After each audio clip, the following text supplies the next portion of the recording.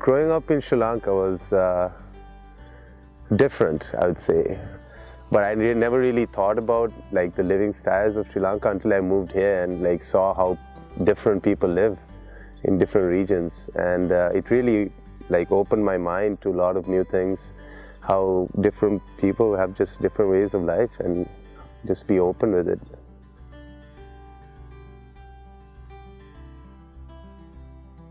The tea farm has been in our family for generations, and it's significant to us because my grandfather, when he passed away, he said not to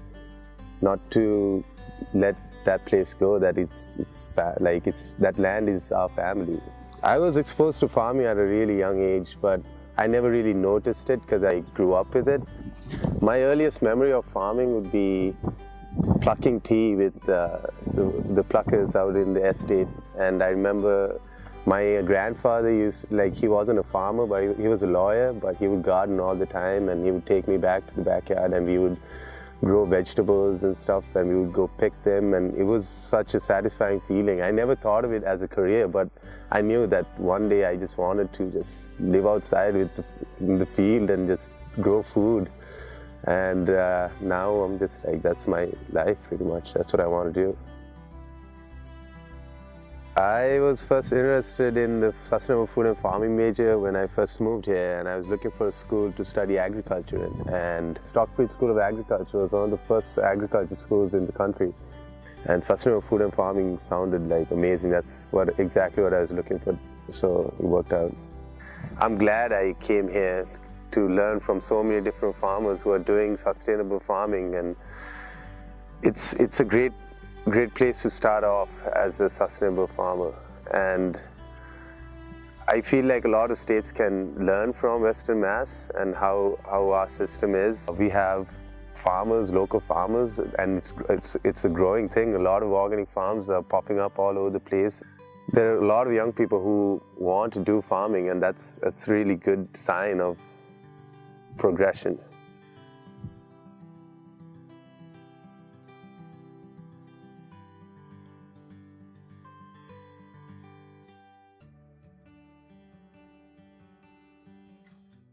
I was an environmental science major before, and all we talked about in class was what was going wrong and like how screwed up we are. Like, there's nothing we can do, it's done. We were always talking about the problems, but after taking a couple of classes in sustainable food and farming, we talked about solutions, what we can do to change the situation we are in. And I was looking for something that would inspire me to do something, and sustainable food and farming inspired me, just like showing that we can feed the world and also like not pollute the planet while doing it.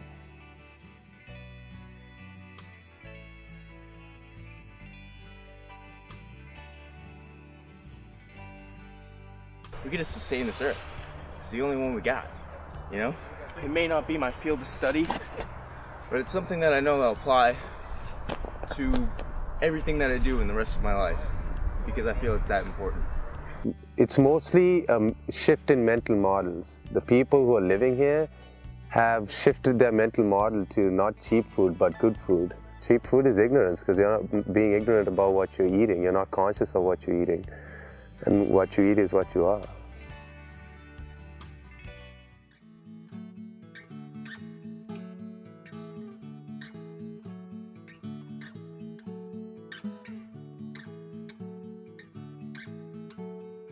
Local food is not even comparable to conventional food. It has so much more nutrition because it doesn't have to preserve itself for too long. When you're trying to transport food across long distances, that's when you got to add preservatives or dry it or cook it. That's when you lose a lot of nutrition. At least every community should have at least a couple of farms that could sustain that community. And that's why it's important to educate the youth about this and like make it more appealing to be a farmer. And like, it wasn't, for us, many of us growing up, it wasn't appealing. Especially in Sri Lanka, people, when I go back and I tell them that I want to be a farmer, they laugh. They're like, what are you doing? Why don't you want to like wear a tie and just go to an office and work like that? But I don't want that.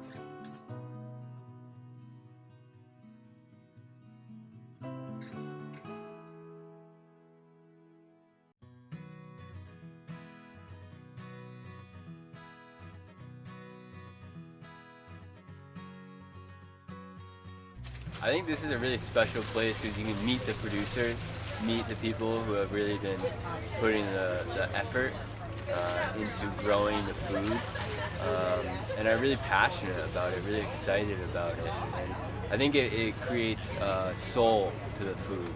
It's creating a system where people can focus their lives on growing food, which I think is like a beautiful thing to do.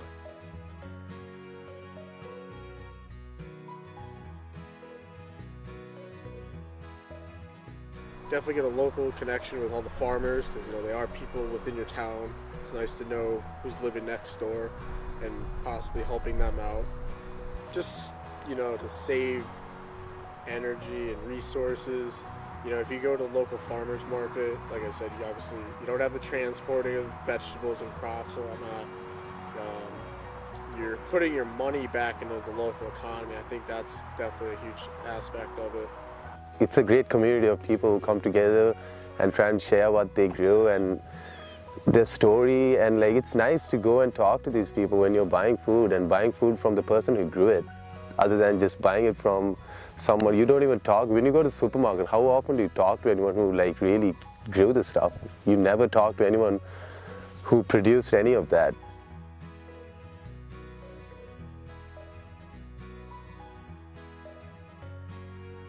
You can call it sustainable agriculture. We call it nature cultivation. We don't use any fertilizers, pesticides, anything like chemicals, but also we don't use any kind of animal manures and fertilizers. So, well, you can talk to your growers directly, how they grow, how they love farming. So it's more important to communicate with those growers.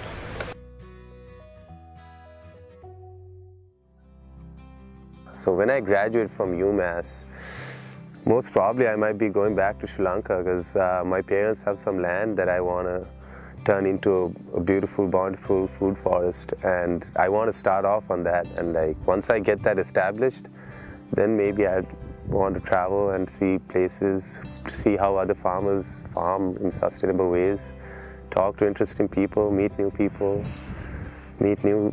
just expand my community, you know.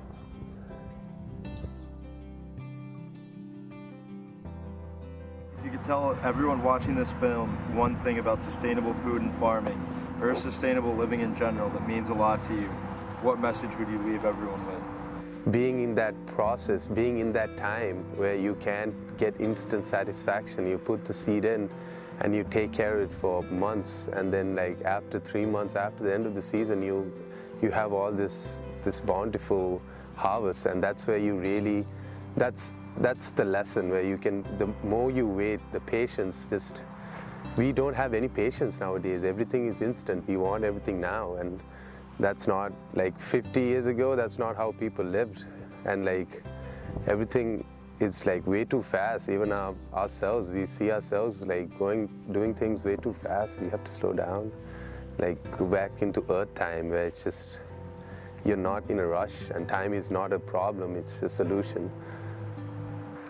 It's more about helping yourself, and helping yourself will help the local farmer. Like you be more conscious of what you eat, and you eat local food, and you grow as an individual, which like helps.